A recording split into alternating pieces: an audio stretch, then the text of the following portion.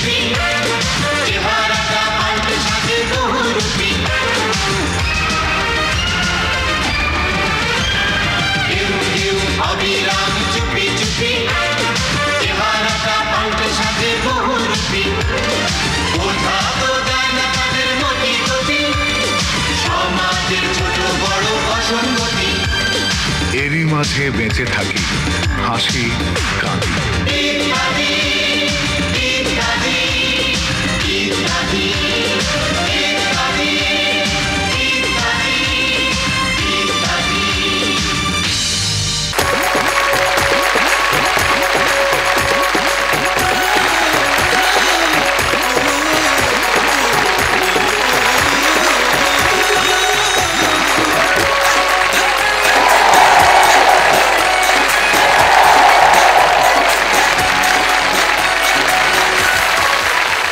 আউল বাউল জারি সারি ভাটিয়ালি গানে মাটির গানে অসংখ্য মরমী সাধক কবির জন্ম ও বিচরণে ধন্য অনন্য জেলা ঝিনাইদহের মহেশপুরে অবস্থিত দেশের সর্ববৃহৎ এবং এশিয়ার বৃহত্তম কৃষি খামার দত্তনগরের এই বটগাছ চত্বরে ইত্যাদি নির্মিত মঞ্চের সামনে এই মুহূর্তে যারা বসে আছেন এবং এর বাইরে দেশে বা বিদেশে টিভিতে বা অনলাইনে যে যেখানে যে অবস্থায় এই অনুষ্ঠান দেখছেন কিংবা শুনছেন সবাইকে জানাচ্ছি সাদর সম্ভাষণ।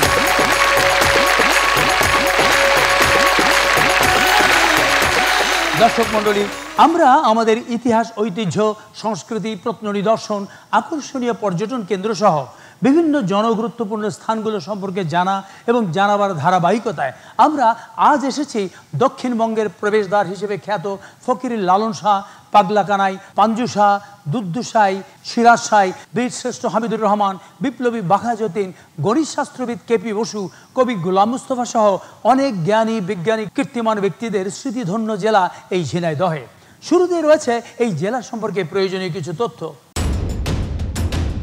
দক্ষিণবঙ্গের প্রবেশদ্বার খ্যাত ঝিনাইদহ একটি অতি প্রাচীন জনপদ।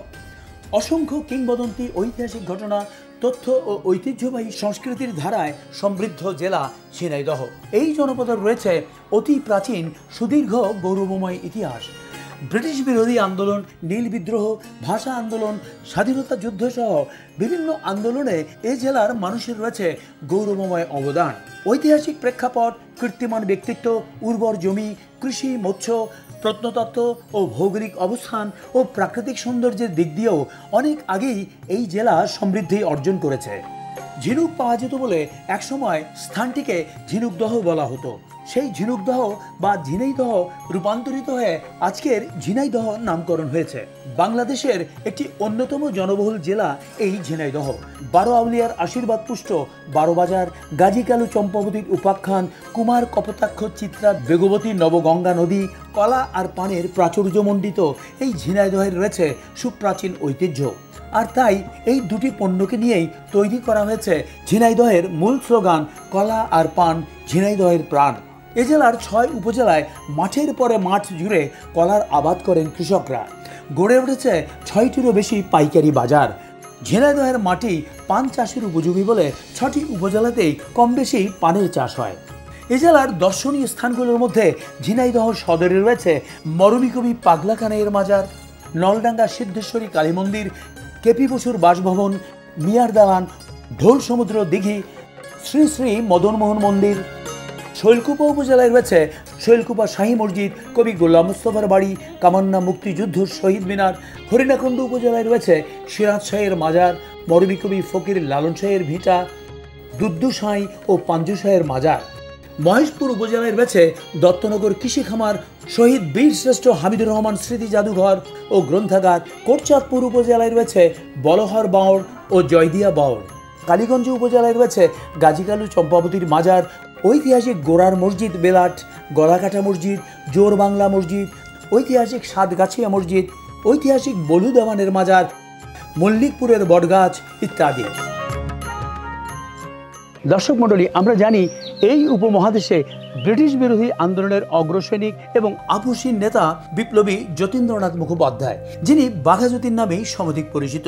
তিনি 1879 সালের 7 ডিসেম্বর ঝিনাইদহ জেলার হরিণাকুণ্ড উপজেলার এই রিশখালী গ্রামে জন্মগ্রহণ করেন এবং 1915 সালের 10 সেপ্টেম্বর মাত্র 35 বছর বয়সে তিনি মৃত্যুবরণ করেন। আমাদের মহান স্বাধীনতা যুদ্ধে বীরশ্রেষ্ঠ খেতাবপ্রাপ্তদের মধ্যে সর্বকনিষ্ঠ হামিদুর রহমান 1953 সালের 2 ফেব্রুয়ারি এই ঝিনাইদহ জেলার মহেশপুর উপজেলার খোর্দা খালিশপুর গ্রামে জন্মগ্রহণ করেন। তিনি 1971 সালের 28 অক্টোবর মৌলভীবাজারের কমলগঞ্জ উপজেলার ধলুই গ্রামে শহীদ হন। পরবর্তীতে ধলুই সীমান্তে তার শাহাদাত স্থানে স্মৃতিসৌধ নির্মাণ করা হয়। 2000 সালে এই বীরশ্রেষ্ঠের নামে মহেশপুরে প্রতিষ্ঠিত হয় বীরশ্রেষ্ঠ হামিদুর রহমান কলেজ। দর্শক মন্ডলী, আমার পেছনে যে বটবৃক্ষটি দেখতে পাচ্ছেন এটি হচ্ছে এশিয়া মহাদেশের অত্যন্ত প্রাচীন এবং বৃহত্তম একটি বটগাছ। এটির অবস্থান হচ্ছে ঝিনাইদহ জেলার কালীগঞ্জ উপজেলা থেকে প্রায় 10 কিলোমিটার পূর্বে মালিয়াট ইউনিয়নের বেথুলি মৌজার সুইতলা মল্লিকপুরে। এটি প্রায় 11 একর জায়গা জুড়ে বিস্তৃত এবং এর উচ্চতা হচ্ছে প্রায় 250 থেকে 300 ফিট। বর্তমানে এই একটি বটগাছ থেকে 52টি বটগাছে রূপ নিয়েছে এবং এটি 1984 সালে বিবিসির জরিপে এশিয়ার বৃহত্তম বটগাছ হিসেবে স্বীকৃতি পেয়েছে। স্থানীয়রা এর উৎস এবং উৎপত্তি সম্পর্কে সঠিক কোনো ধারণা দিতে পারেননি, তবে ধারণা করা হচ্ছে এটি প্রায় 200-300 বছর প্রাচীন একটি বটগাছ। প্রতিদিন দেশের বিভিন্ন প্রান্ত থেকে অনেকে দর্শনার্থী এখানে আসেন এই সুবৃহৎ বটগাছটি দেখার জন্য। এই দেখতে আসার মধ্যে থাকে ভালোবাসা, কিন্তু কোনো কিছু জোর করে দেখানো অনেকটা দায় ঠেকানোর মতো।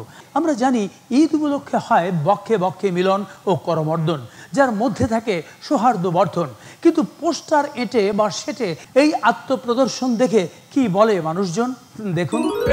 দেখছনি কারবারটা আবার পোস্টার নির্যাতন শুরু হয়েছে।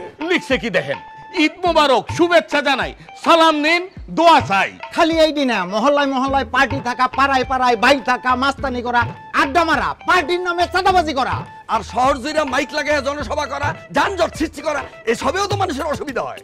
উন্নত দেশে পাবলিককে কষ্ট দিয়ে কোনো কর্মসূচি দেয় না, রাস্তাঘাটে পলিটিক্স হয় না। আরে ভাই, এই যে লিখছে সালাম নিন, ওর কাছে কেউ সালাম চাইছে? আর ওর চরিত্র বলে ফুলের মতো পবিত্র।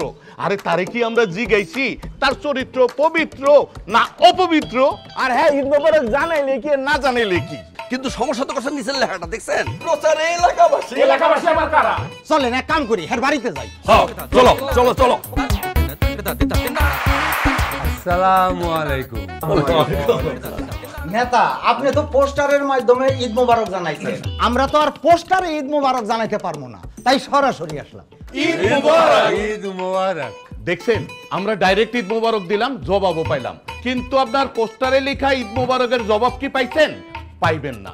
একভাবে জানালি তো হয়। হয় না, ওইটা কাগজের ঈদ মোবারক আর আমাগোটা কলজার ঈদ মোবারক। কিন্তু নেতা, আপনার কাগজের লেখাই তো ঠিক নাই। কেন, কি হয়েছে? আপনি নিচে লেখছেন প্রচারে এলাকাবাসী, কথাটা তো ভুল। আমরা তো এলাকাবাসী, আমরা তো প্রচার করি নাই। আর আপনার ঈদ মোবারক আমরা জানাবো কে? আপনি জানাইবেন। এখন থেকে এই পোস্টার কালচারটা বন্ধ করেন, আর মনটা পরিষ্কার করেন, দেখবেন দেশটা পরিষ্কার থাকবে। মনকে করতে হবে পরিষ্কার, অর্থাৎ মনেরও প্রয়োজন সংস্কার। মনের যত কুমতি সব করতে হবে বহিষ্কার, কারণ কথায় আছে বনের বাঘে খায় না, মনের বাঘে খায়, তা যে কোনো জায়গায়। গরু নিবেন? হয়, গরুই তো কিনবো। গরুর হাটে কি বেড়াইতেইছে? না মানে কি ধরনের গরু নিবেন? মাত্র তো হাটে আইলাম, দেখি একটা পছন্দ হইলে লয়ে লমু। স্যার, এই হাটের কোনো কুল কিনারা নাই, পছন্দেরও শেষ নাই। দেখতে দেখতে একসময় টায়ার্ড হয়ে যাইবেন, পরে এমন একটা কিনে নেবেন আপনারও পছন্দ হইব না, মনে মনে বিড়বিড় করবেন, জিতলাম না ঠগলাম। আচ্ছা ভাই, আপনি তো পেশাল বাইরে আমার সময়টা নষ্ট করতেছেন, যাইতে দেন না ভাই। স্যার যাইবেনই তো, কইতেছিলাম খালি খালি আপনি কষ্ট না কইরা কষ্টটা আমার দেন, আমার লোকে চলেন। এই হাটের সব ব্যাপারই আমি চিনি, দামও জানি। আপনার আমি একটা সলিড গরু কিনে দেবো। আপনি কি হাটের ডাক পাইছেন না হাটের মালিক? না স্যার, আমি দালাল। হাই রে দালাল রে, এই দালালের হাত থেকে বাঁচার তো দেখি কোনো উপায় নাই, যে বাড়া বাড়ছে। স্যার, গরুর দালাল বাড়ে নাই, আগে যা ছিল তাই আছে, বাড়ছে অন্য দালাল। কোন দালাল? বিভিন্ন রকমের দালাল। এর মধ্যে কেউ এক সময় বুক ফুলাইয়া ঘাড় উঁচা কইরা দালালি করছে, আবার আরেক সময় ঘাড় নামাইয়া ভাগছে, আর কিছু আবার পল্টি মাইরা নতুন কইরা দালালি শুরু করছে। এডি আবার কোন দালাল? এই দালালি কইরা কেউ গাড়ি বাড়ির মালিক হয়েছে, কেউ আবার পদপদবিও পাইছে। তুমি এত কিছু জানো কেমনে? কোন কি স্যার যারা আমাকে ইমেজ নষ্ট করছে তাকে সম্পর্কে জানতে হইব না আমরা হইলাম খানদানি দালাল আমরা আগেও দালাল ছিলাম এখনো দালাল আছি ভবিষ্যতেও দালাল থাকবো এবং বুক ফুলাইয়া চলবো টাউট বাটপারের দালালি করি না দেশে থেকে বিদেশের দালালিও করি না তাইলে কিসের দালালি করেন অবুজ প্রাণী এই গরুর দালালি করি কিন্তু এই দালাল শব্দটা কিন্তু এখন বহুল আলোচিত এবং সমালোচিত মেলা ধরনের দালাল আছে এই যেমন ধরেন জমির দালাল টেন্ডারের দালাল হাসপাতালের দালাল কোর্টের দালাল ট্যাক্সের দালাল এরকম নানান পদের দালাল আছে দালালদেরকে তো এখন চিটিং বাস প্রতারক বাটপারও বলে স্যার সব দালাল খারাপ না কিছু উপকারী দালালও আছে মধ্যস্থতা করে জমি জমা বাড়ি ঘরের খোঁজ খবর দেয় আমার মতো গরুর খোঁজও দেয় তবে স্যার সব দালালের বড় দালাল হইল রাজনৈতিক দালাল এরাই সব দালালের ইজ্জত মারছে সাদে কি আর স্লোগান দেয় অমুকের দালালেরা খুশি আর সাবধান কিন্তু আমাকে বিরুদ্ধে কোনো স্লোগান পাইবেন না গরুর দালালি কইরা আপনার লাভ কি মাইনষের দালালি করেন স্যার গরুরে বিশ্বাস করা যায় কিন্তু মানুষের বিশ্বাস নাই আপনি আমার মাধ্যমে গরু কিনা খুশি হইয়া যে কয়টা টাকা আমার দিবেন ওইটাই আমার দালালি ওইটাই আমার লাভ আমরা দালালি কইরা গাড়ি বাড়ি কোটি টাকা কামাইতে চাই না জেলেও যাইতে চাই না কারণ আমরা জানি লোভে পাপ পাপে মৃত্যু এবারে এই ঝিনাইদহের স্থানীয় শিল্পীদের অংশগ্রহণে এই জেলার সীমাহীন মহিমা গরিমা সমৃদ্ধ সঞ্চয় নিয়ে স্মৃতিময় বৈচিত্র্য দোলানো নৃত্য ও গীত গানটি লিখেছেন এই ঝিনাইদহেরই শৈলকুপার সন্তান মনিরুজ্জামান পলাশ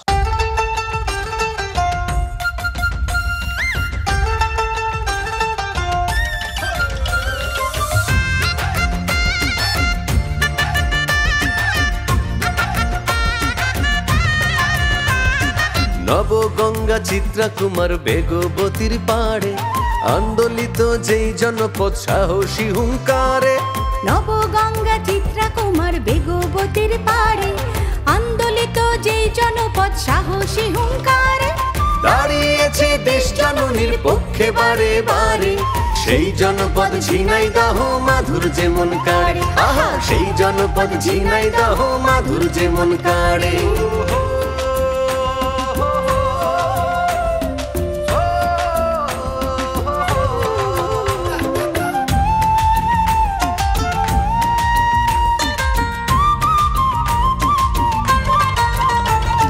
মাঠের পরে মাঠ কলা পান ঝিনাইদহের প্রাণ হৃদয় জুড়ায় লালন পাঞ্জু পাগলা কানার গান মাঠের পরে মাঠ কলা পান ঝিনাইদহের প্রাণ হৃদয় জুড়ায় লালন পাঞ্জু পাগলা কানার গান মল্লিকপুরের বট গাছে দেয় শীতল ছায়া রে কবি গোলাম মোস্তফাকে ভুলতে কি কেউ পারে বলো কবি গোলাম মোস্তফাকে ভুলতে কি কেউ পারে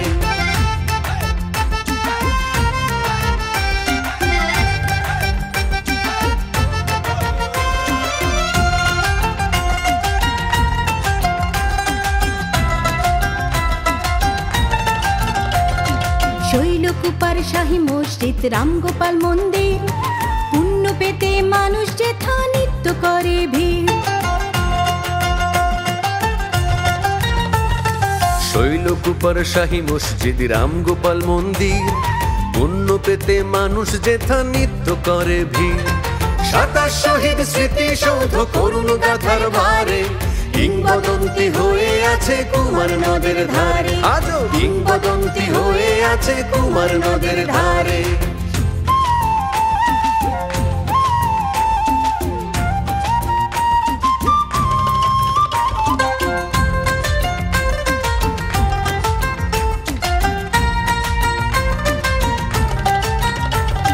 বিপ্লবী বীর বাঘা যতীন ছিলেন বাঁধন হারা গর্বিত বীর শ্রেষ্ঠ হামিদ সেই শোনিতের ধারা বিপ্লবী বীর বাঘা যতীন ছিলেন বাঁধন হারা গর্বিত বীর শ্রেষ্ঠ হামিদ সেই শোনিতের ধারা কেপি বসুর গণিত খ্যাত জগত মাঝারে দত্তনগর খামার দোলে ফসল সম্ভারে দেখো দত্তনগর খামার দোলে ফসল সম্ভারে এই জনপদ ঝিনাইদহ মাধুর যেমন কাড়ে সেই জনপদ ঝিনাইদহ মাধুর যেমন কাড়ে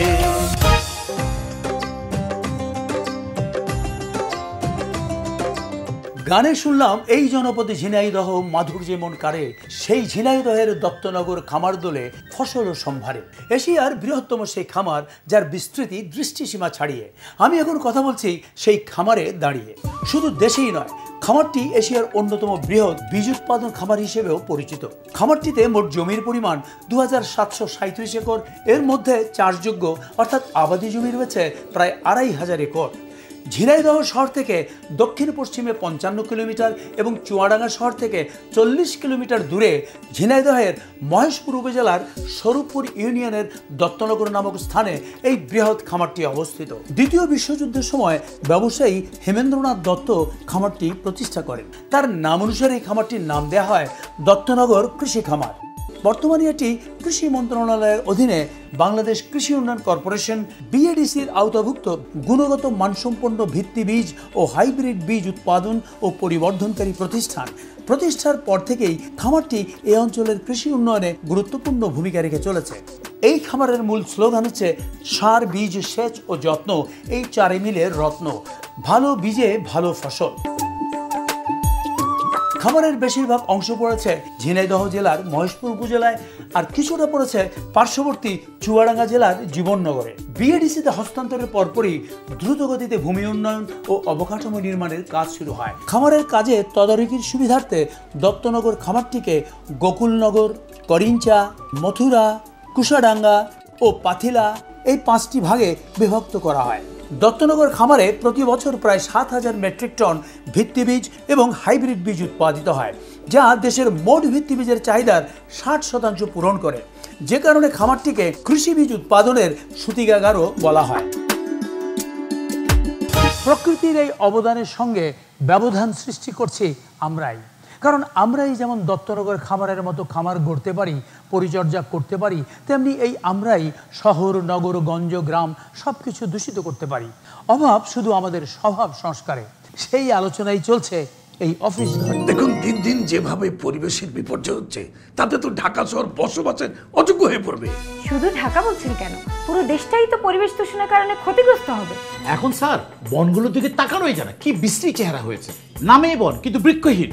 এরপরে আবার গাছে গাছে পেরেক মেরে নানান বিজ্ঞাপন, বাড়ি ভাড়া কোচিং ক্লাস, টিউশনি, কাজের লোক লাগবে, এই জাতীয় বিজ্ঞাপন। কি অদ্ভুত দৃশ্য। পাহাড়গুলোর চেহারা দেখেছেন কি বিভৎস? পাহাড় কেটে নিয়ে যাচ্ছে, ধস নামছে, নদীর দিকে তাকানো যায় না, দূষিত কালো পানি, মনে হয় যেন নর্দমা। ফুটপাতে হাঁটা যায় না, নোংরা, দুর্গন্ধ। পার্কগুলো অপরিষ্কার, লেকের পানিতে ভাসছে প্লাস্টিকের বোতল, নইলে চিপসের প্যাকেট। ফুলে বাগানে ফুল নেই, গাছগুলো খা খা করছে, ফুল ছেড়ে নিচে সাইনবোর্ড উপহাস করছে। আপনি এমন ভাবে বলছেন যেন গাছ, নদী, পাহাড়, পার্ক, লেক এসব এমনি এমনি দূষিত হচ্ছে, নোংরা হচ্ছে। প্রকৃতিকে গালি দিচ্ছেন, কিন্তু গাছ কেটে বনকে বৃক্ষহীন করছে কারা? বড় দস্যুরা। পাহাড় কেটে পাহাড়কে বিভৎস চেহারা করছে কারা? পাহাড় দস্যুরা। নদীর পানি কালো করার জন্য দায়ী কে? নদী দস্যুরা। গাছের পেরেক মারছে কে? আমরা। রাস্তা নোংরা করছে কে? আমরা। লেকে প্লাস্টিকের বোতল ফেলাচ্ছে কে? আমরাই। ফুল বাগানে সাইনবোর্ড হাসে কেন? কেন হাসে? আমাদের দেখে কবে এরা সভ্য হবে? অথচ আমরা এমন ভাবে বলছি যেন পরিবেশ বিপর্যয়ের জন্য আমরা না, প্রকৃতি দায়ী। তাই প্রাকৃতিক পরিবেশ রক্ষায় আমাদের আরো সচেতন হতে হবে, নইলে পরিবেশের এই বিপর্যয় মহাবিপদকে আনবে। আমরা তো সেটা হতে দিতে পারি না। দর্শক মণ্ডলী, শুরু করছি আমন্ত্রিত দর্শকদের জন্য পর্ব। দত্তনগরের এই বিশাল বটগাছ চত্বরে যে হাজার হাজার দর্শক বসে আছেন, তাদের মধ্য থেকে আমরা 4 জন দর্শক নির্বাচন করব আমাদের পরবর্তী পর্বের জন্য। যেহেতু আজ আমরা ঝিনাইদহে এসেছি, তাই এই জেলাকে নিয়ে আমরা আপনাদের কিছু প্রশ্ন করব।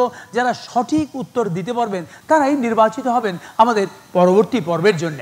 এই পর্বে আমাকে সহযোগিতার জন্য এখানে রয়েছে রানা, আর এখানটায় রয়েছে মামুন।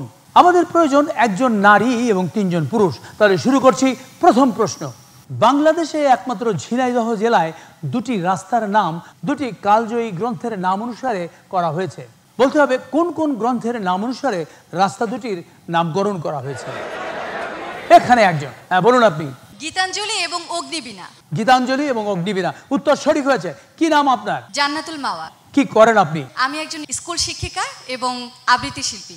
শিক্ষিকা, অনেক ধন্যবাদ। বসুন আপনি। এবার আমরা চলে যাব পরবর্তী প্রশ্নে। আমাদের দরকার আরো 3 জন পুরুষ। কবিগুরু রবীন্দ্রনাথ ঠাকুর ঝিনাইদহকে নিয়ে একটি কবিতা লিখেছিলেন। বলতে হবে কবিতাটির বিষয়বস্তু কি ছিল এবং কবিতার নাম কি ছিল। হ্যাঁ বলুন আপনি। বিষয়বস্তু হচ্ছে ঝিনাইদহের জমিদার বাড়ি। কবিতাটির নাম কি? কবিতার নাম ঝিনেদার জমিদার। কবিতাটির প্রথম দুটি লাইন হচ্ছে ঝিনেদার জমিদার কালাচাঁদ রায়রা সে বছর পুষেছিল এক পাল পায়রা। আপনার নাম? আমার নাম খন্দকার ফারুক আহমেদ। কি করেন আপনি? শিক্ষকতা করি শৈলকুপা সরকারি পাইলট। অনেক ধন্যবাদ। পরবর্তী প্রশ্ন। 1990-91 সালে দেশের প্রথম তত্ত্বাবধায়ক সরকারের শিক্ষা মন্ত্রণালয়ের উপদেষ্টার দায়িত্ব পালন করেন এই ঝিনাইদহের একজন কৃতি সন্তান। বলতে হবে তার নাম কি এবং তিনি ঝিনাইদহের কোথায় জন্মগ্রহণ করেছিলেন। এখানে একজন, বলুন আপনি। অধ্যাপক জিল্লুর রহমান সিদ্দিকী। গ্রামের নাম? ঝিনাইদহ দুর্গাপুর গ্রাম। তার জন্ম হয়েছিল 23শে ফেব্রুয়ারি 1928 সালে। উত্তর সঠিক হয়েছে। আপনার নাম? আমার নাম খন্দকার আব্দুল আজিজ। কি করেন আপনি? Computer graphics designer. অনেক ধন্যবাদ। আমরা চলে যাচ্ছি পরবর্তী প্রশ্নে। বাংলা সাহিত্যের প্রখ্যাত কবি এই ঝিনাইদহের সন্তান গোলাম মুস্তফার বিখ্যাত কিশোর কবিতার বিখ্যাত একটি লাইন, ঘুমিয়ে আছে শিশুর পিতা সব শিশুরই অন্তরে। বলতে হবে এর আগের লাইনটি কি। ওখানে একজন, হ্যাঁ বলুন আপনি। ভবিষ্যতের লক্ষ্য আশা মোদের মাঝে সন্তরে। হ্যাঁ উত্তর সঠিক হয়েছে। আপনার নাম? আমার নাম মোহাম্মদ দেলোয়ার হোসেন মিলন। কি করেন আপনি? আমি বিজনেস করি, ব্যবসা। অনেক ধন্যবাদ। আমরা 4 জন দর্শক পেয়ে গেলাম। চলে আসুন, আপনারা মঞ্চে চলে আসুন, তাদের জন্য করবেন।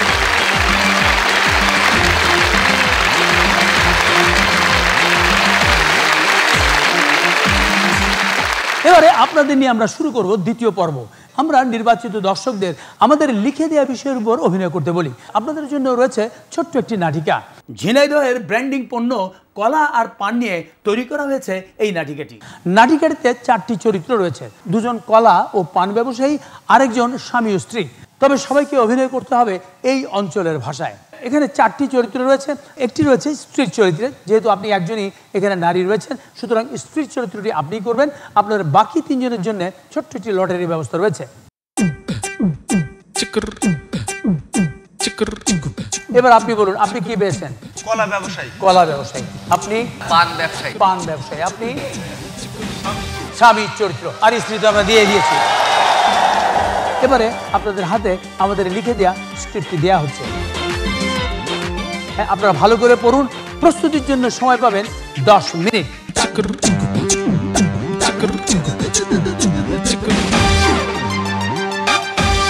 সময় শেষ। আমরা আপনার জন্য 1 ঝুড়ি কলা নিয়ে এসেছি এবং আপনার জন্য আমরা 1 ঝুড়ি পান নিয়ে এসেছি। এবারে শুরু করুন।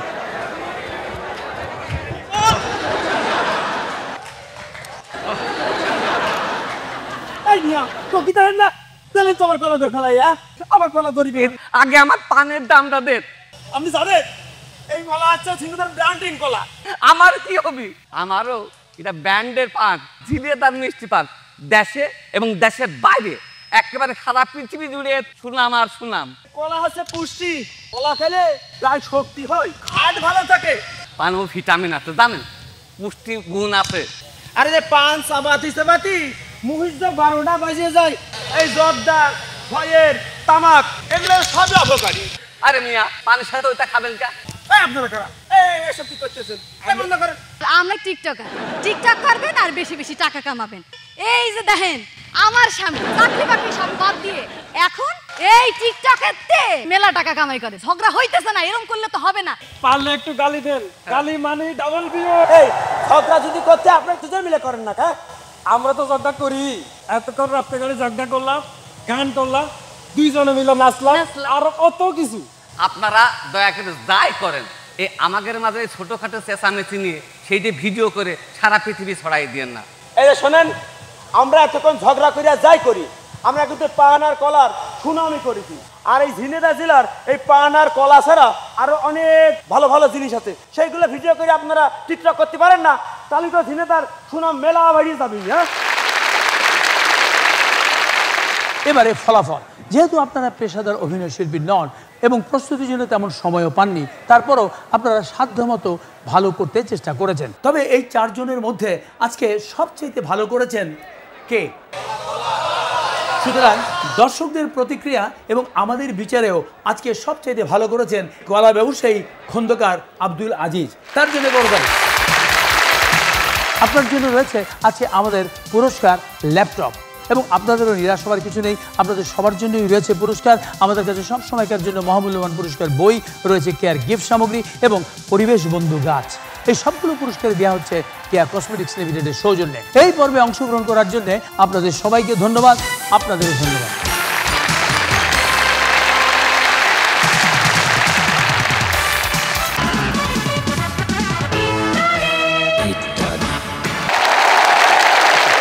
কথায় আছে কথায় কথায় কথা বাড়ে, কেউ আবার কারো মুখের কথা কাড়ে, কেড়ে কুড়ে তার সাথে নিজের কথা জুড়ে বাজারে ছাড়ে, কেউ আবার কথা ধরে তার ভিন্ন ভিন্ন অর্থ করে, এ নিয়ে বাদানুবাদ পরস্পরে, কেউ আবার চুপ থাকে কথার ডরে, তাও আবার ভিন্ন অর্থ হয় মতান্তরে।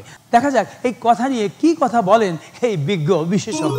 আপনি তো বিভিন্ন প্রবাদ প্রবচন এবং চলতি কথা নিয়ে বিভিন্ন ধরনের বিশ্লেষণ করে থাকেন। একটি জনপ্রিয় প্রবাদ আছে, সকালে সূর্য দেখলেই বলে দেওয়া যায় দিনটি কেমন যাবে। এই জনপ্রিয় প্রবাদ সম্পর্কে আপনার ধারণা কি? কথাটা ঠিক না, সকালে সূর্য দেখলেই দিন সম্পর্কে ধারণা পাওয়া যায় না। এখন তো আবহাওয়া চেঞ্জ হয়ে গেছে, দিনের যে কোনো সময় বাতাস বইতে পারে, ঝড় আসতে পারে, বজ্রসহ বৃষ্টি হতে পারে, মাথায় ঠাডাও পড়তে পারে। তাহলে সবাই এক ছাতার তলে আসুন, এই প্রবাদ সম্পর্কে আপনার বিশ্লেষণটা কি? ছাতা দুই প্রকার, একটা হচ্ছে ঝড় বৃষ্টি রোদ আবহাওয়ার উপদ্রব থেকে বাঁচার জন্য ছাতা, আরেকটা হচ্ছে একতার ছাতা। আবহাওয়ার কারণে 2-3 জনও কষ্টের সৃষ্টি এক ছাতার তলে আসে, কিন্তু একতার ছাতার তলে 2 জনও বেশি দিন থাকে না। এর কারণ কি বলে মনে করেন? একটাই কারণ, ওই যে কথাটা জানা নাই, আমরা একাই 100, কিন্তু 100 জন কখনো এক হইতে পারি না। এবার কিছু পরিচিত বাক্য নিয়ে কথা বলি। এই যে বাসে আগে লেখা থাকতো ব্যবহারে বংশের পরিচয়, ভদ্রতা বজায় রাখুন, কিন্তু এখন বাসে এসব লেখা দেখা যায় না, কেন? তার মানে এই না যে বাসে যারা চড়ে তাদের সবারই বংশ ভালো এবং সবাই ভদ্র হয়ে গেছে। আসলে ওইসব লেখা থাকলেও যা, না থাকলেও তা।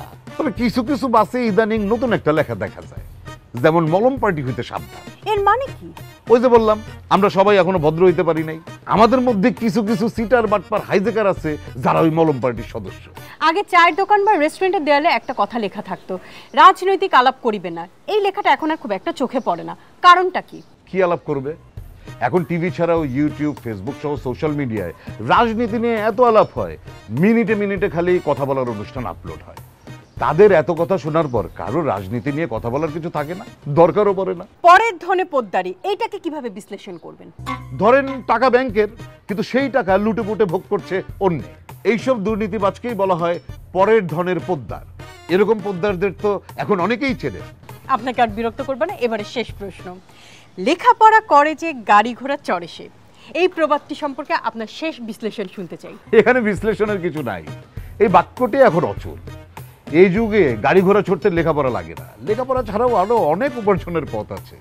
তবে এই সম্পর্কিত এখন উৎকৃষ্ট বাক্যটি হচ্ছে কন্টেন্টে ভাইরাল যে গাড়ি ঘোড়া চড়ে সে। এই কন্টেন্ট এক অদ্ভুত বিষয়। মিশরের পিরামিড থেকে প্যারিসের লুভ মিউজিয়াম, চন্দ্র বিজয় থেকে মঙ্গল গ্রহে যাত্রার মতো ভালো কন্টেন্ট যেমন আছে, তেমনি তরমুজ বাদাম সহ অসংখ্য নিম্নরুচির খারাপ বিষয়ও এখন কন্টেন্ট। সুতরাং এই কন্টেন্টের প্রসঙ্গ ছেড়ে আসুন আমরা ঝিনাইদহের কজন স্মরণীয় বরণীয় কীর্তিমান ব্যক্তিত্বের প্রসঙ্গে আসি। দর্শক মণ্ডলী, আমাদের অনেকেরই হয়তো ছেলেবেলায় পড়া সেই বিখ্যাত কিশোর কবিতাটির কথা মনে আছে। আমরা নতুন আমরা কুড়ি, নিখিল বন নন্দনে, ওষ্ঠে রাঙা হাসির রেখা, জীবন জাগে স্পন্দনে। কিংবা সবার প্রিয় সেই বনভোজন কবিতা, নুরু পুষি আয়শা শফি সবাই এসেছে, আমবাগিচার তলায় যেন তারা হেসেছে। এমনি অনেক স্মৃতি জাগানিয়া বিখ্যাত কবিতার লেখক বাংলা সাহিত্যের প্রখ্যাত কবি গোলাম মুস্তফা। 1897 সালে এই ঝিনাইদহ জেলার শৈলকুপা উপজেলার মনোহরপুর গ্রামে তিনি জন্মগ্রহণ করেন। আমি এখন কথা বলছি কবির সেই কাছারি ঘরের সামনে থেকে। এই মনোহরপুর গ্রামকে তিনি অনেক ভালোবাসতেন, তাই তার লেখায় উঠে এসেছে খুলনা আমার মাসি পিসি, যশোর আমার মা, ঝিনাইদহে মহকুমা আর মনোহরপুরে গাঁ। কাব্য, উপন্যাস, জীবনী, অনুবাদ সহ সাহিত্যের প্রায় সকল শাখায় তার স্বচ্ছন্দ পদচারণা ছিল। পাশাপাশি তিনি ছিলেন গীতিকার, সুরকার এবং গায়কও।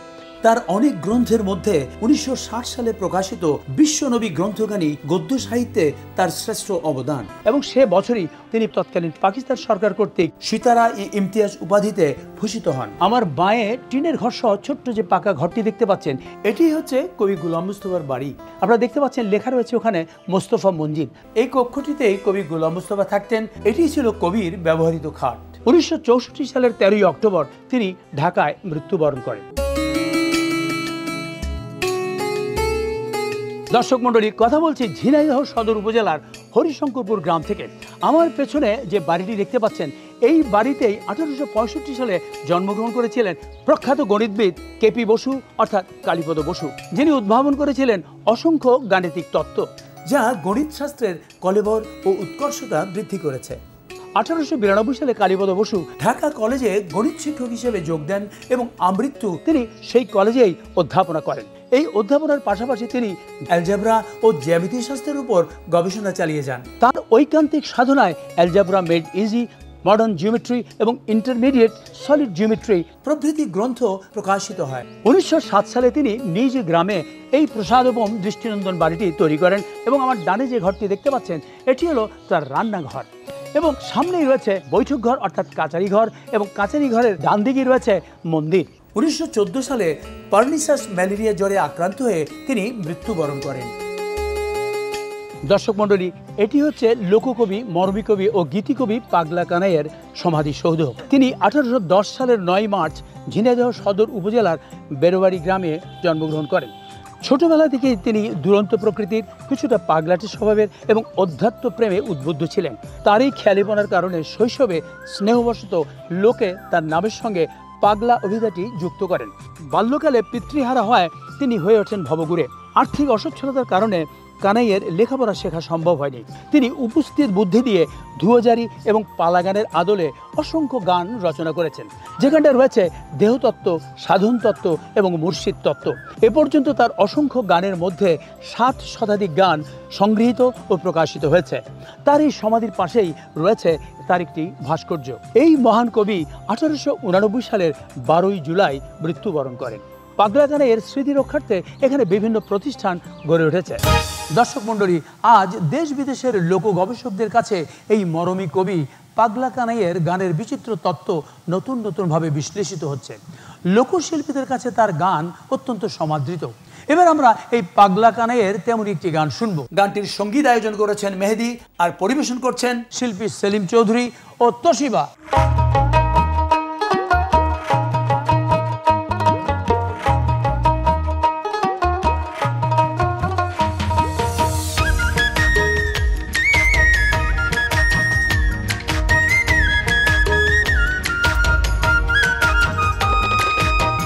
কি মজার ঘর বেঁধেছে, কি মজার ঘর বেঁধেছে, হায় রে ঘর বাইন্দাছে 2 খুঁটির উপর। কি মজার ঘর বেঁধেছে, কি মজার ঘর বেঁধেছে, হায় রে ঘর বাইন্দাছে 2 খুঁটির উপর। পাগল কানাই বলে ভাই সকলে, কানাই বলে ভাই সকলে, যখন আসবে ঝড় ছয়রি পুছেরে যাবে সারথি নাহি রবে, ছয়রি পুছেরে যাবে সারথি নাহি রবে, পরে রবে এই তো সাধের ঘর। কি মজার ঘর বেঁধেছে, কি মজার ঘর বেঁধেছে, হায় রে ঘর বাইন্দাছে 2 খুঁটির উপর।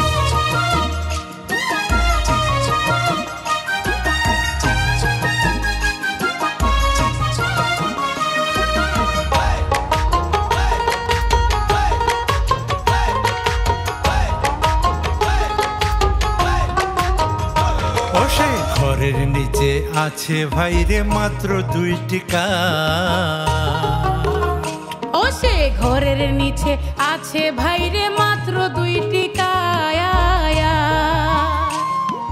কৃপা সিন্ধু দিন বন্ধু, কৃপা সিন্ধু দিন বন্ধু, সেই ঘর আমির না। আর 8 কুঠুরি 9 দরজা 18 মুকাম, সেই ঘরেতে বাস করিয়ে ভাবতেছি গুদাম, সে ঘর হবে অন্ধকার। কি মজার ঘর বেঁধেছে, কি মজার ঘর বেঁধেছে, হায় রে ঘর বাইন্দাছে 2 খুঁটির উপর।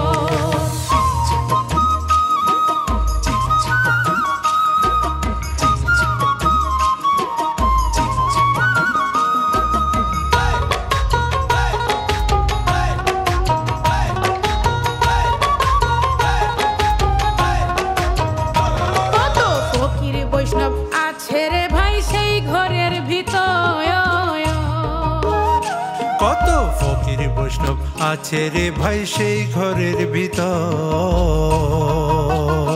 পাগল কানাই বসে বাংলা ঘরে, কানাই বসে বাংলা ঘরে সদাই করে ভয় আমার।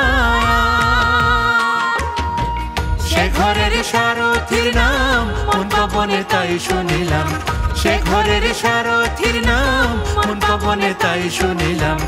ঘরের মধ্যে 16 জনা করতেছে কারবার।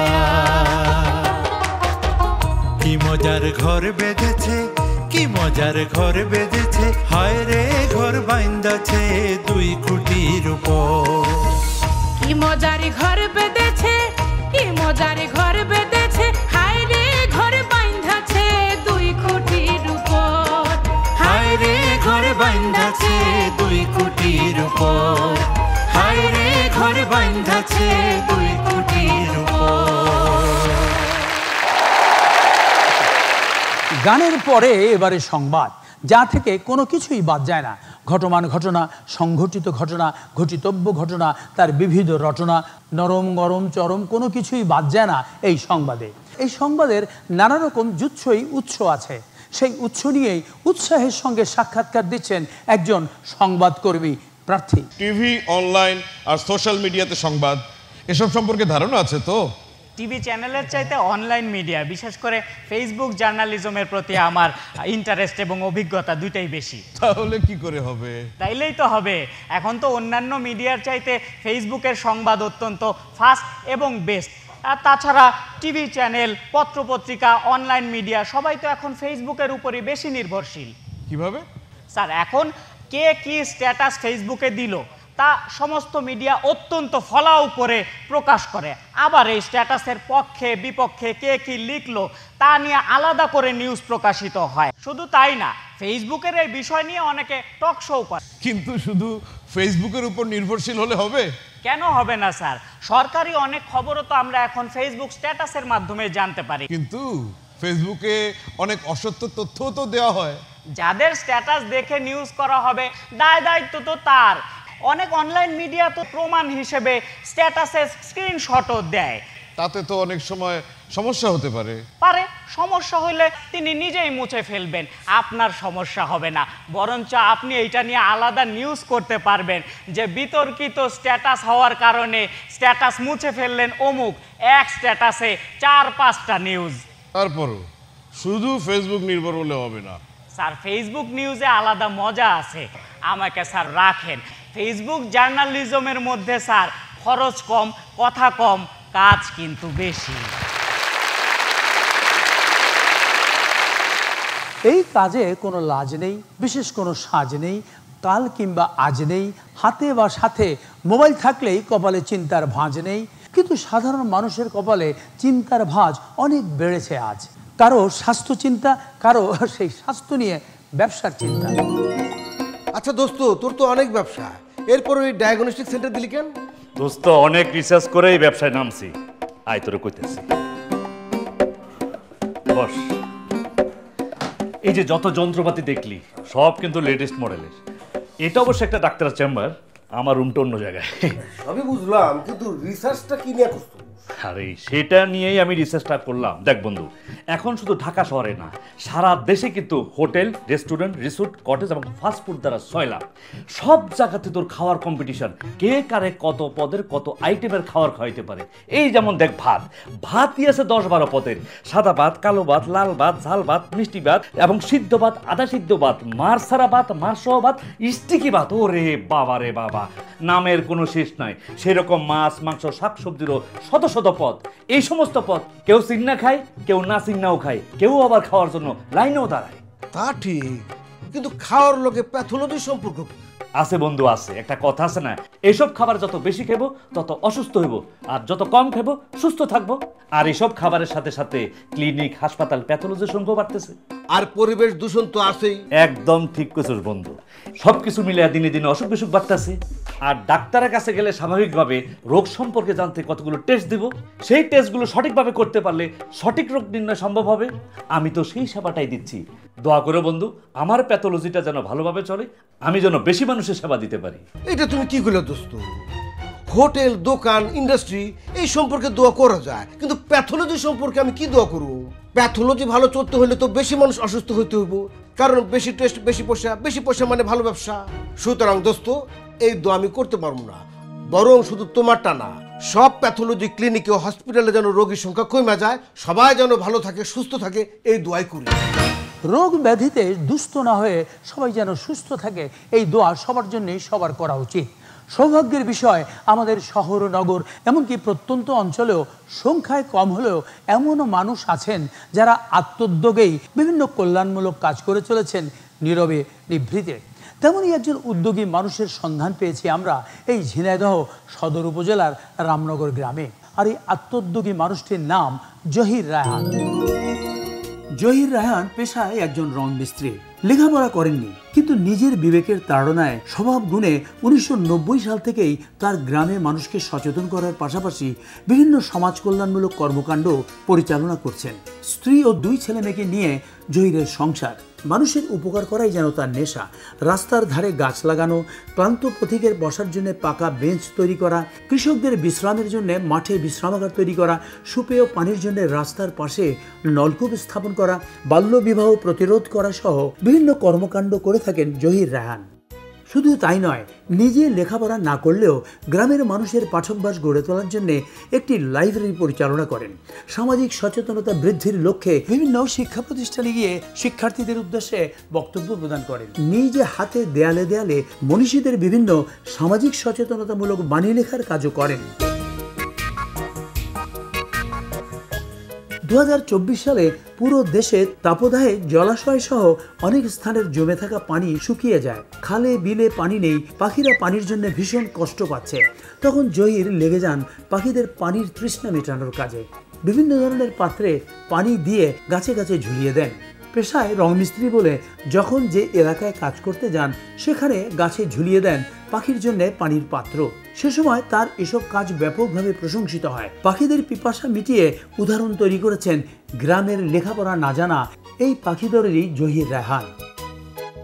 দর্শক মণ্ডলী, আজকে আমরা ঝিনাইদহের এই ইত্যাদির মঞ্চে আমন্ত্রণ জানিয়েছি সমাজ সচেতন সমাজকর্মী এবং পাখি দরদি মানুষ জনাব জহির রায়হানকে। শুরুতেই আমরা জানতে চাইব, আপনি তো দীর্ঘদিন ধরে সমাজের কল্যাণে এবং সমাজ সচেতনতায় মানুষকে উদ্বুদ্ধ করছেন, আপনাকে উদ্বুদ্ধ করেছে কে? আমার মা, যত বিপদে বাধা আমার মা হইতো, আর ওই মা আমার একটা মেয়ে পুষছিল, ওখান থেকে আর কি শিক্ষাটা নেওয়া। আপনি তো লেখাপড়া করতে পারেননি, কিন্তু শিক্ষার্থীদের উদ্বুদ্ধ করা, মনীষীদের বাণী লেখা এবং একটি লাইব্রেরি পরিচালনা করা, এসব কাজ করছেন কি করে? লিখতে লিখতে আমি এটা শিখেছি, তো আমি চেষ্টা করলাম এই যে মাটিতে লেখা, ধুলোয় লেখা, আসলে ইচ্ছা থাকলে উপায় হয়।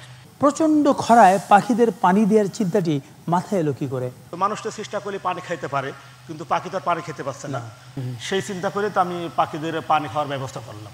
আপনি আর্থিকভাবে ততটা সচ্ছল নন, তারপর আপনি এত সব কাজ করার অর্থ পান কোথায়? আমি রঙের কাজ করি, কন্ট্রাক্টের কাজ করি, আবার সাইনবোর্ড লেখার কাজ করি। আমার ওয়াইফ দর্জির কাজ করে, আমার সাথে আমার ছেলেও রঙের কাজ করে।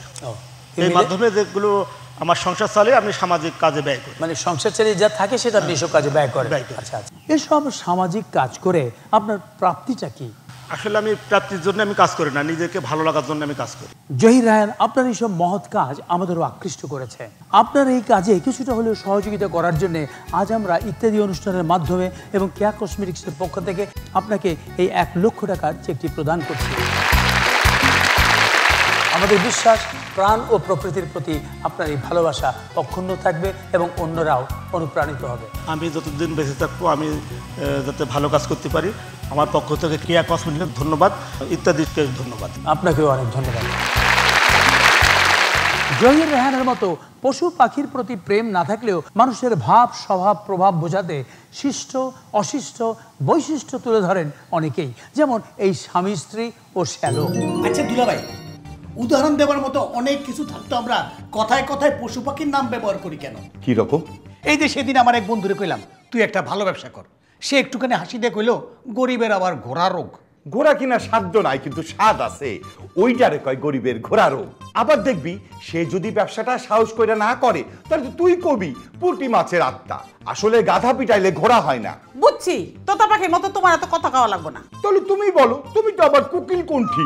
আমি তো কোকিল কণ্ঠী, তোমার মতো কাউয়া না কা কা করে কলকস কণ্ঠ হবে, শুনলে মেজাজ খারাপ হয়েছে। তারপরেও সবাই আমার দেখলে কয় বাঘের বাচ্চা। আচ্ছা দুলা ভাই, আপনাকে ঝগড়াটা কই মাছের জানের মতো, সেই যে বিয়ার পর থেকে দেখতেছি এখনো শেষ হয় নাই, চলতেই আছে। তোর দুলাভাই তো পারে শুধু আমার লাগে, আসলে তো সে চিকেন হার্টেড মানুষ, মুরগির কলিজা, আর অফিসে গেলেই হয়ে যায় ছাগলের 3 নম্বর বাচ্চা। ঘরে আমি কলুর বলদ, সবাই আমার সমবেতভাবে ধমকাও। দুলা ভাই, আপনার একটু কামকাজের গতি বাড়াইতে হইব, এই বাজারে কচ্ছপের গতি চলবো না। তুই খরগোশ গতি দিয়ে কি করছো? আমার ভাই একটা বাদ দাও, তুমি কি করছো? ভাব দেখো বাঘের বাচ্চা, অথচ সারা জীবন অফিসে গাধার মতন খাচ্ছো আর এখন বর্গ পা চাচ্ছো। ওগো সম্পর্কে তোমার কোনো ধারণা নাই। ওরা জলে কুমির, ডাঙায় বাঘ, যাইতেও কাটে আইতেও কাটে। বুঝছি, এগোডরেই তোমার মুখখানে সবসময় পেশারগত থাকে। থাকবো না? তুমি কি চাও আমি জলে বাস কইরা কুমির লগে বিবাদ করি? বাঘে শুইলে 18 ঘা, আর ওরা শুইলে নাই রক্ষা। ওরা গভীর জলের মাছ। তাতে কি, সাহস নিয়ে আগায় যাও, কেসও খুঁড়তে পারলে সাপ বাইরে যাবো। এরা টাকার কুমির কেমনে হইছে জানো না? মাঝে মাঝে ঘোড়া ডিঙায় ঘাস খাইতে হয়। ঠিক আছে, দেখি চেষ্টা কইরা।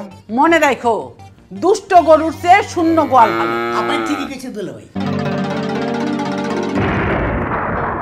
ঢাকার হাজারীবাগ থেকে মোহাম্মদ মুশফিক আহমেদ ইমেইলের মাধ্যমে লিখেছেন, ইদানিং ঢাকা শহরে প্রায়শই দীর্ঘ যানজট দেখা যায়। এই জটে পড়ে শুধু কর্মঘণ্টাই নষ্ট হয় না, মানুষ বিরক্ত হন, দুঃসহ গরমে অনেকে অসুস্থও হয়ে পড়েন। এসব যানজটের কারণ বিভিন্ন শ্রেণী পেশার মানুষের বিভিন্ন দাবি দাওয়া আদায়ের লক্ষ্যে রাস্তায় অবস্থান নেয়া এবং বিভিন্ন রাজনৈতিক দলের জনসভাসহ নানান কর্মসূচি পালন। তাতে ব্যাপক ভোগান্তির শিকার হচ্ছি আমরা সাধারণ জনগণ। দীর্ঘদিন থেকেই এই যানজট ভোগান্তি লেগেই আছে। জনগণের কল্যাণেই নাকি সবার আন্দোলন। তাহলে জনগণের এই ভোগান্তির কারণ কি, আর এ থেকে মুক্তিরই বা উপায় কি? জনভোগান্তি যাতে না হয় সেজন্য সংশ্লিষ্ট সবাইকেই জনগণের কষ্টের কথা বিবেচনায় সচেতন হতে হবে। জনভোগান্তি রোধে কর্তৃপক্ষ এসব দাবি দাওয়া জানাতে একটি নির্দিষ্ট স্থান নির্ধারণ করে দিতে পারেন, যেখানে এসে সবাই সুশৃঙ্খলভাবে যার যার দাবি দাওয়া জানাতে পারেন। ঝিনাইদহ জেলার কালীগঞ্জের আরপাড়া থেকে মমিনুর রহমান মন্টু ইমেইলের মাধ্যমে আমাদের লিখেছেন, শুনেছি এবারের ইত্যাদি আমাদের ঝিনাইদহ জেলার মহেশপুরে ধারণ করা হবে। তাই আপনার জ্ঞাতার্থে জানাচ্ছি, আমাদের জেলার মহেশপুর উপজেলার ভবনগর গ্রামে প্রায় 200 কালোমুখ হনুমান বসবাস করে। বছরের পর বছর ধরে গাছের ডালে ডালে ঘুরে বেড়াচ্ছে অভুক্ত হনুমানগুলো। ক্ষুধার তাড়নায় রুগ্ন এই হনুমানগুলো মাঝে মাঝে মানুষের বাড়ি বাড়ি গিয়েও হানা দিত। খাবার নিয়ে ক্ষুধার্ত হনুমানগুলোর কাড়াকাড়ি দেখে মায়া হয় স্থানীয় বাসিন্দা নাজমুলের। তাই সে তার সামর্থ্য অনুযায়ী বাজার থেকে রুটি কলা কিনে এনে তাদের খেতে দিতেন। তৃপ্তি সহকারে তাদের খেতে দেখে নাজমুলের খুব ভালো লাগতো। তাই সে নিয়মিত তাদের খাবার দিতে থাকেন। শুধু তাই না, অসুস্থ হলে নাজমুল তাদের চিকিৎসা সেবাও দিয়ে থাকেন। এরপর নাজমুলকে দেখলেই হনুমানগুলো ছুটে আসে। নাজমুলও তাদের নিরাশ করতেন না। এভাবেই নাজমুলের সাথে হনুমানগুলোর সখ্যতা গড়ে ওঠে। কিন্তু অর্থনৈতিক কারণে নাজমুলের একার পক্ষে বছরের পর বছর হনুমানগুলোকে খাওয়ানো সম্ভব ছিল না। তাই তার উদ্যোগ ও প্রচেষ্টায় বন বিভাগ হনুমানগুলির জন্য প্রতিদিন 15 কেজি কলা, 2 কেজি রুটি ও 2 কেজি বাদাম বরাদ্দ দেয়। এই খাবারগুলিও নাজমুল নিজ হাতেই তাদের খাওয়ায়। হনুমানগুলো আমাকে খুব ভালোবাসে, আমি ওদেরকে খুব ভালোবাসি। যদি এই হনুমানগুলোর একটা অভয়ারণ্য হতো, তাহলে নির্দিষ্ট জায়গায় তোরা চলাফেরা করতে পারতো, খাবার খেতে পারতো, জীব বৈচিত্র্য ভালো থাকতো, হনুমানগুলো নিরাপদ স্থান হতো। প্রতিদিন অনেক দর্শনার্থী এই হনুমানগুলোকে দেখতে আসেন। হনুমান এবং নাজমুলের এই ভালোবাসার চিত্র ইত্যাদির ঝিনাইদহ পর্বে দেখালে খুশি হব। আশা করি আপনি খুশি হয়েছেন। নাজমুলকে দেখাতে পেরে আমরাও খুশি হয়েছি। পশু পাখির প্রতি তার এই ভালোবাসা এবং উদ্যোগের ফলে এই অভুক্ত প্রাণীগুলো নিয়মিত খাবার পাচ্ছে। অসহায় প্রাণীগুলোর প্রতি নাজমুলের এই ভালোবাসা অন্যদেরও অনুপ্রাণিত করুক। ইত্যাদি অনুষ্ঠানের পক্ষ থেকে নাজমুল এবং আপনাকে অনেক অনেক ধন্যবাদ। ইত্যাদির কাছে চিঠি লেখার ঠিকানা পরিচালক ইত্যাদি, জিপিও বক্স নম্বর 2674, জিপিও ঢাকা 1000। ইমেল করতে পারেন ইত্যাদি 2674@gmail.com এই ঠিকানায়। এছাড়াও ইউটিউবে ইত্যাদি দেখতে পারেন ফাগুন অডিও ভিশন চ্যানেলে। ধন্যবাদ।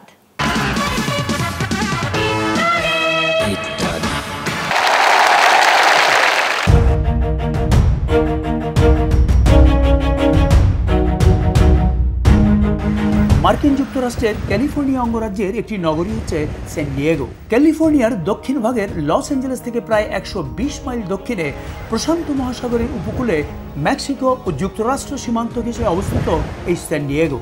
দর্শক মণ্ডলী, আমি এখন কথা বলছি দক্ষিণ ক্যালিফোর্নিয়ার সান ডিয়েগো শহরের প্রশান্ত মহাসাগরের একটি অসাধারণ সৌন্দর্য সৈকত লা হোয়া কোভ থেকে। সমুদ্র সিংহ কিংবা সি লায়নকে অত্যন্ত কাছ থেকে দেখার জন্য প্রতিদিনই এখানে প্রচুর দর্শনার্থীদের আগমন ঘটে। লা হোয়া কোভ একটি অত্যন্ত শান্ত ও পাথর বেষ্টিত জনপ্রিয় সৈকত। সমুদ্র সিংহরা এই সৈকতকে একটি নিরাপদ আশ্রয়স্থল মনে করে, যে কারণে তাদেরও এটি অত্যন্ত পছন্দের একটি সৈকত, আর তাই এই সৈকতে তাদের বেশি বিচরণ করতে দেখা যায়। আমি এবারে সমুদ্র সিংহদের খুব কাছাকাছি চলে এসেছি। আপনারা দেখতে পাচ্ছেন আমার পেছনে এই পাথরের উপর সমুদ্র সিংহরা কেউ শুয়ে আছে, কেউ খেলছে, কেউ বা চিৎকার করছে। নিরাপত্তার কারণে এখানে এসে তারা বাচ্চার জন্ম দেয় এবং নিরাপদে লালন পালনও করে। এই সৈকতে সমুদ্র সিংহ বা সি লায়নদের কেউ বিরক্ত, উত্তক্ত কিংবা আঘাত করলে তা আইনত দণ্ডনীয়। সামুদ্রিক প্রাণী রক্ষণাবেক্ষণের আইন দ্বারা সুরক্ষিত বলে নিরাপত্তা কর্মীরা সার্বক্ষণিকভাবেই এখানে সমুদ্র সিংহদের নিরাপত্তা নিশ্চিতে কাজ করে। 30 মে সমুদ্র সিংহ বা সি লায়ন দিবস।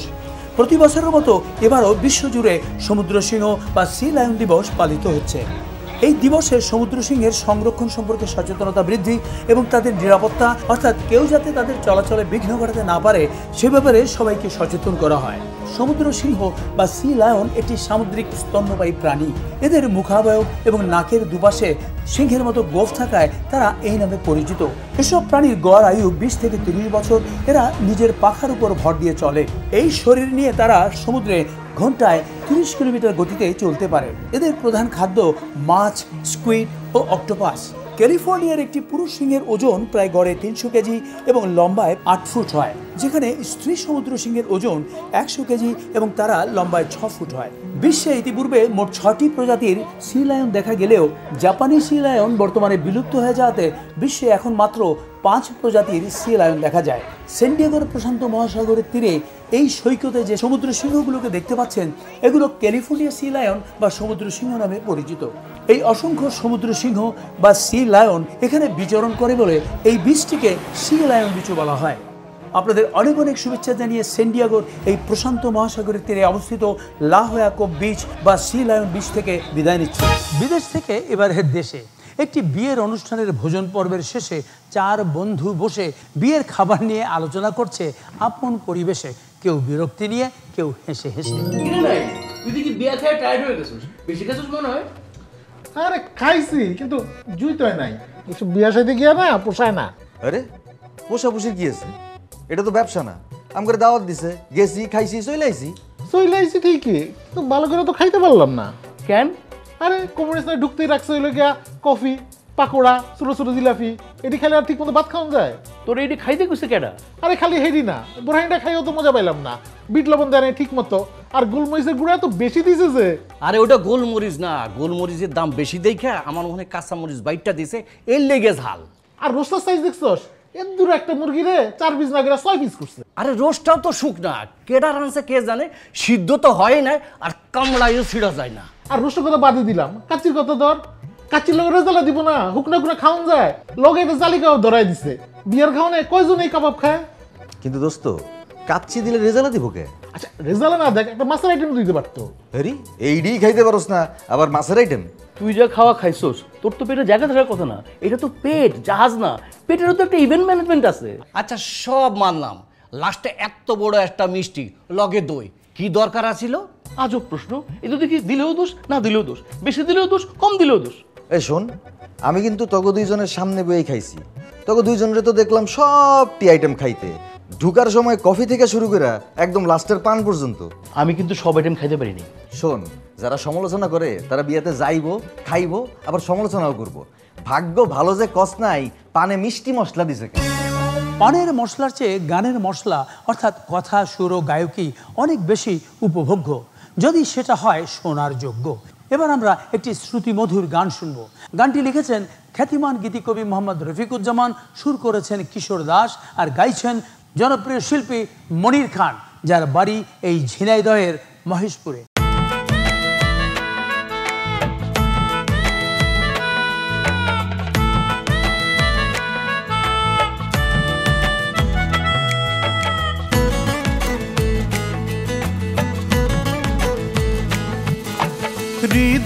আমার চন্দন হয়ে গেছে, তাই পীড়ন সয়েও গন্ধ বিলাতে আসি। হৃদয় আমার চন্দন হয়ে গেছে, তাই পীড়ন সয়েও গন্ধ বিলাতে আসি। তবু ভালোবাসি ভালোবাসি ভালোবাসি, তবু ভালোবাসি ভালোবাসি ভালোবাসি।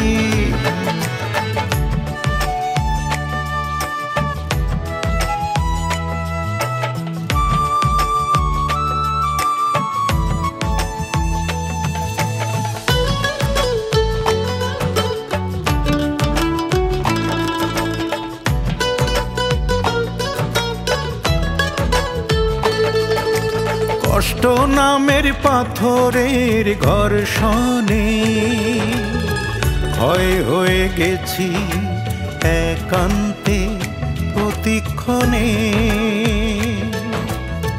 ও হো হো হো, কষ্ট নামের পাথরের ঘর্ষণে ভয় হয়ে গেছি একান্তে প্রতিক্ষণে। শোনাইনি তবু দুঃখের বারোবাসি, তবু ভালোবাসি ভালোবাসি ভালোবাসি, তবু ভালোবাসি ভালোবাসি ভালোবাসি।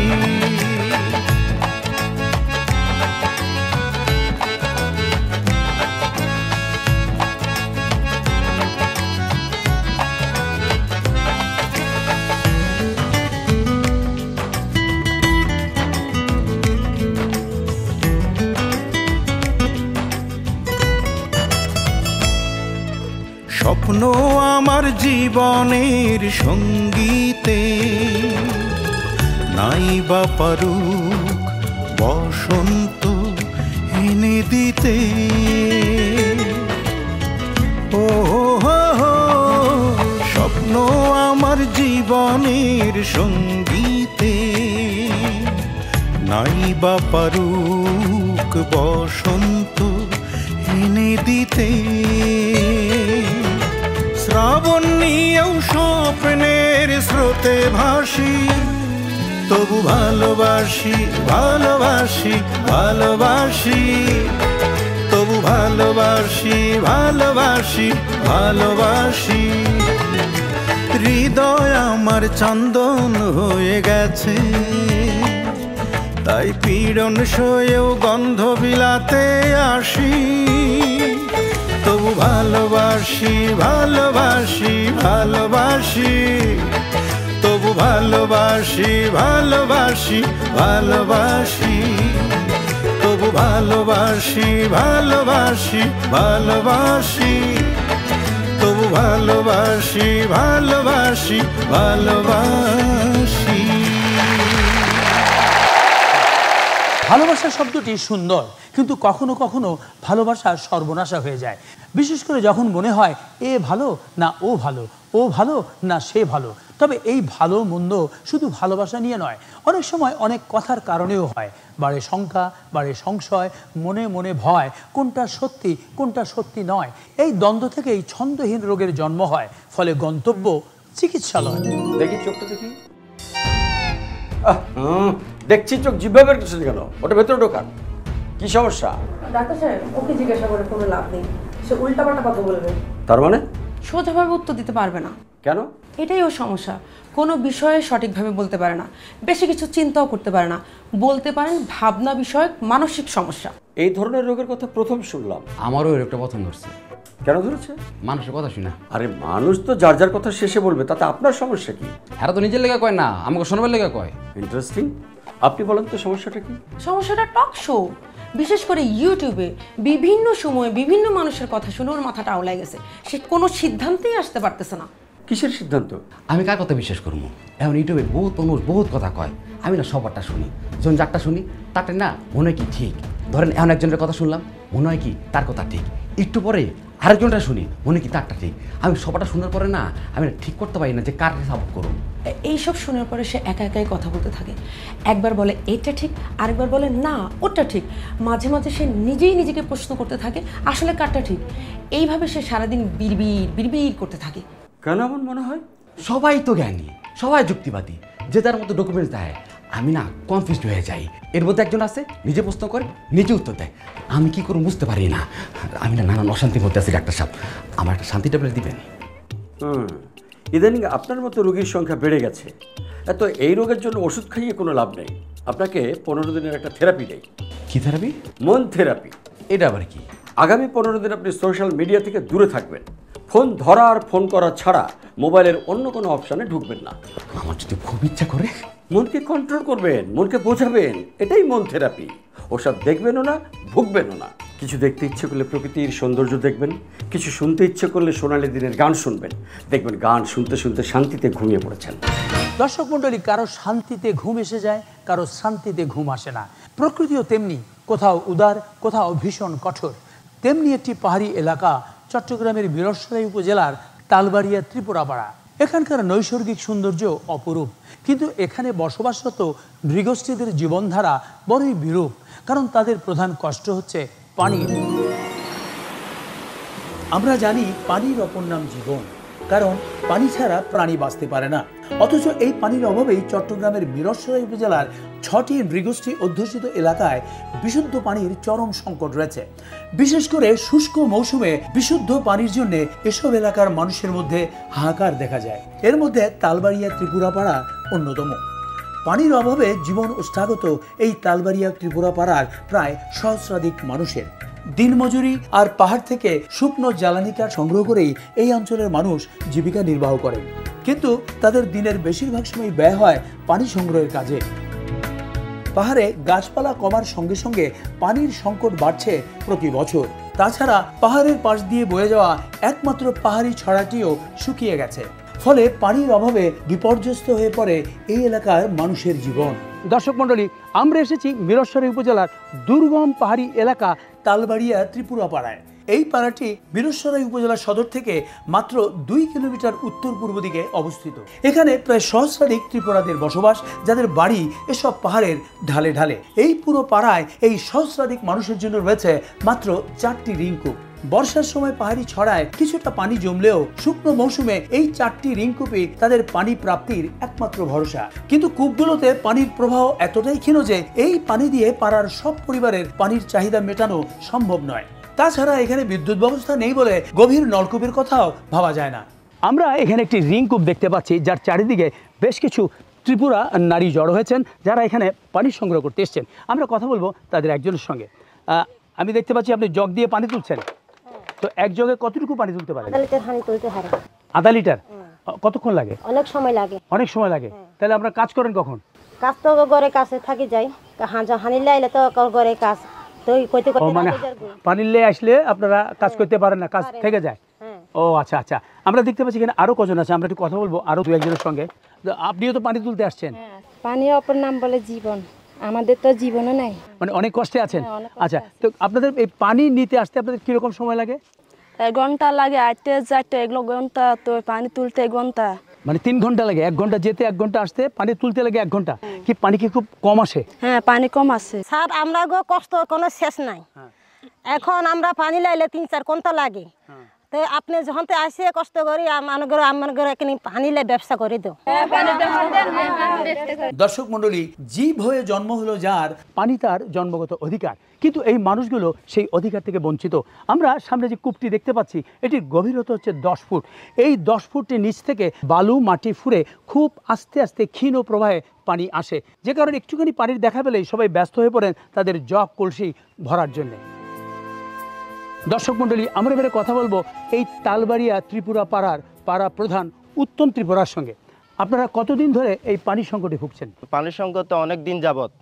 আমার জ্ঞান হওয়ার পর থেকে আমাদের পানির সংকট আমি দেখে আসতেছি। মানে আপনার জ্ঞান হওয়ার পর থেকে দেখছি। আপনার বয়স কত এখন? আমার বয়স 28 ইয়ার্স রানিং।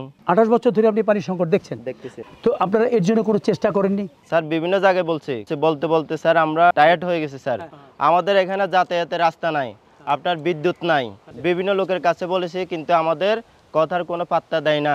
মানে বহু জায়গায় গেছেন, সরকারি বেসরকারি বিভিন্ন দপ্তরে গেছেন, কিন্তু কোনো কাজ হয়নি। দেয় না যে তা না, দেয় ও সাধারণ একটা নর্মাল নলকূপ দিয়ে যায়, ঋণকূপ দিয়ে যায়, ওখান দিয়ে যে ঋণকূপ আমরা দেখলাম, হ্যাঁ ওইটা দিয়ে স্যার আমাদের পানির সংকট কাটে না। কি করলে এই সমস্যার সমাধান হতে পারে? স্যার এখন যেহেতু আমাদের এখানে বিদ্যুৎ নাই, তখন সোলার দিয়ে 3-4 লাখ টাকা বাজেটের মধ্যে যদি একটা গভীর নলকূপের ব্যবস্থা করা হয়, তাহলে আমাদের সংকট আশা করি কাটবে।